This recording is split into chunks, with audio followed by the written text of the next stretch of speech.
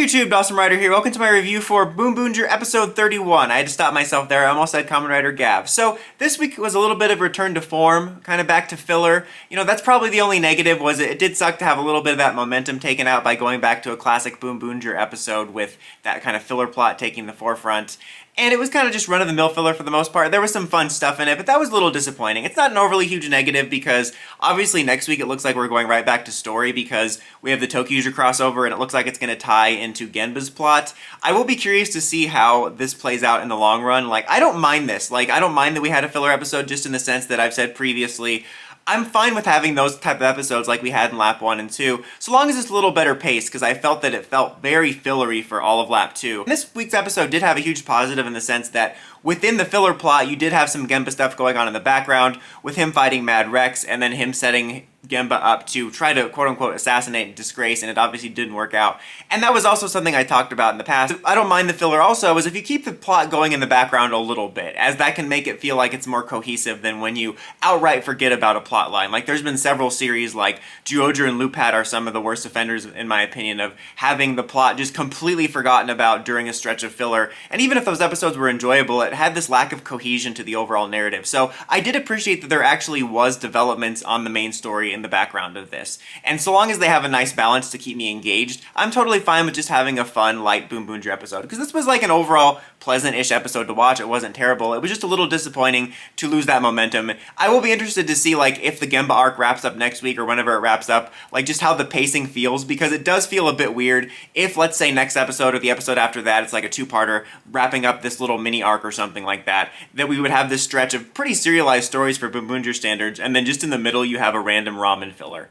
But anyway, this episode, like I said, it was overall fine. I did find it kind of funny. Like, the main plot was basically like Mira's job of the week or whatever is at this ramen place, and they have like the Mondo burger equivalent of like Mondo ramen that's like become this addiction. Like, it's the super fast-paced thing where like people like don't remember eating there, but then they like love it because of this like time monster, and they become addicted to it, and then they have this like real leap to our doom energy when they're all marching together, and they're trying to help the ramen shop that she's working at come up with like a recipe to beat Mondo ramen.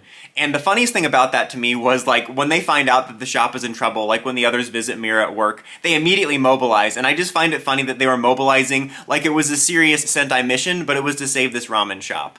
And it was also kind of endearing that they brought Boondario into it. It's not ramen. Why do I keep saying ramen? It was curry. I don't know why I'm thinking ramen. It was curry. Anyway, so it was curry all along. Boondario reminded me of that. It was nice that they brought Boondario into it.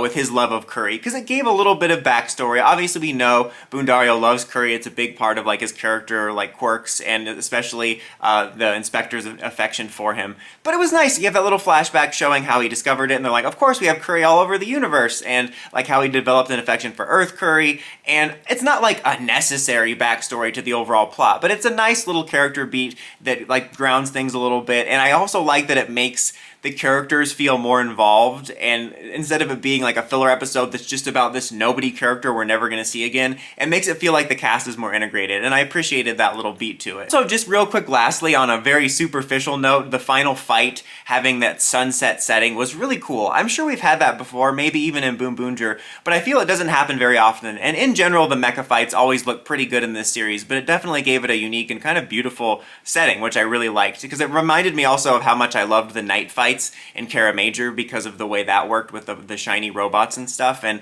that was just really neat. I really appreciated that. So yeah, it was a harmless filler, a little disappointing to lose the complete momentum, but I do like that they kept the story going into the background with Genba, and we're leading into the TokyUser crossover next week, and I'll be curious to see if they're going to use that, especially with Tokyo Rokugo in there, to possibly wrap up this little arc of Genba not being on the team. But we'll have to see. But anyways, guys, until next time, don't forget to like, comment, subscribe, and climb the steps and ring that bell to get notifications for my videos. Dawson Rider, signing out.